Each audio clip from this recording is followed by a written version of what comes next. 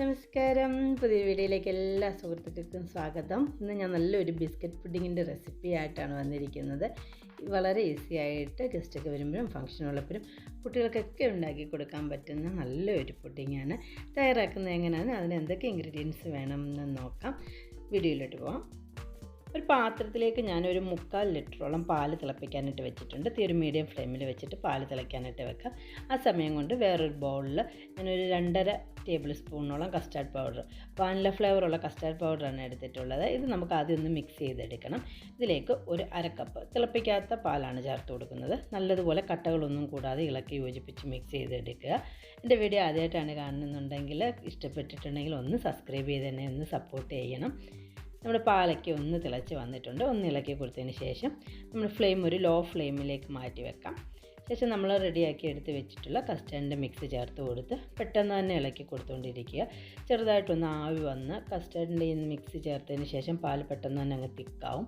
നല്ലതുപോലെ ഒന്ന് ഇളക്കി കൊടുത്ത് ഈ ഒരു തിക്നെസ് മതിയാവും. നല്ലപോലെ ഇപ്പോൾ ആവിയൊക്കെ വരുന്നുണ്ട്. ഇതുപോലെ തവിയിൽ ഇങ്ങനെ ഒരു പറ്റിയിരിക്കുന്ന ഈ ഒരു പരുവാകുമ്പോൾ ഫ്ലെയിം ഓഫ് ചെയ്യാം.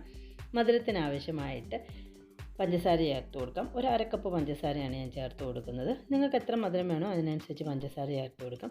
1/2 കപ്പ് പഞ്ചസാര അത്യാവശ്യം നമുക്ക് പുഡിങ്ങിന് നല്ല ഒരു മധുരം കിട്ടും.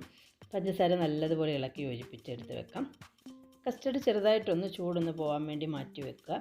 കസ്റ്റർഡ് ചൂടൊന്ന് പോയി ഒത്തിരി ഒന്നും ചൂട് മാറിക്കിട്ടുണ്ട്. അത്യാവശ്യം ചെറിയ ചൂട് വേണം. ഞാനൊരു ബിസ്ക്കറ്റ് ഒരു ലെയറായിട്ട് ഒരു പാത്രത്തിലേക്ക് നിരത്തി വെച്ചിട്ടുണ്ട്.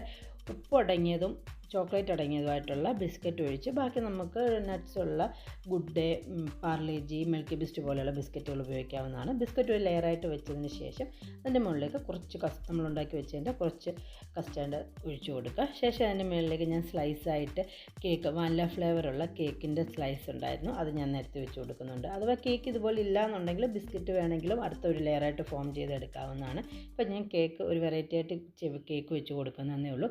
കേക്ക് ഫുള്ളൊരു ലെയറായിട്ട് ഫോം ചെയ്തെടുത്തതിന് ശേഷം അതിൻ്റെ മുകളിലേക്ക് ബാക്കി ഇരിക്കുന്ന കസ്റ്റാർഡിൻ്റെ മിക്സ് കൂടെ ഒഴിച്ചു കൊടുക്കാം.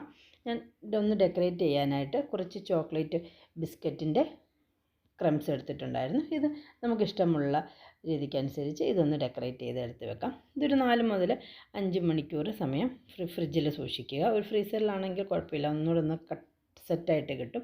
ഒന്ന് ഫ്രീസറിൽ വെച്ചതിന് ശേഷം ഒരു 5 മണിക്കൂർ കഴിഞ്ഞതിന് ശേഷം നമുക്കിത് സെർവ് ചെയ്യാവുന്നതാണ്. ചെറുതായിട്ടൊന്ന് ഗാർണിഷ് ചെയ്ത് കൊടുക്കുന്നുണ്ട്. വളരെ ഈസി ആയിട്ട് പെട്ടെന്ന് തന്നെ തയ്യാറാക്കി എടുക്കാൻ പറ്റുന്ന നല്ലൊരു ഗസ്റ്റൊക്കെ വരുമ്പോൾ ഉണ്ടാക്കി കൊടുക്കാൻ പറ്റുന്ന നല്ലൊരു പുഡിങ്ങാണ്. എല്ലാവരും ഉണ്ടാക്കി നോക്കി അഭിപ്രായങ്ങളും നിർദ്ദേശങ്ങളും കമൻറ്റ് ചെയ്യുക.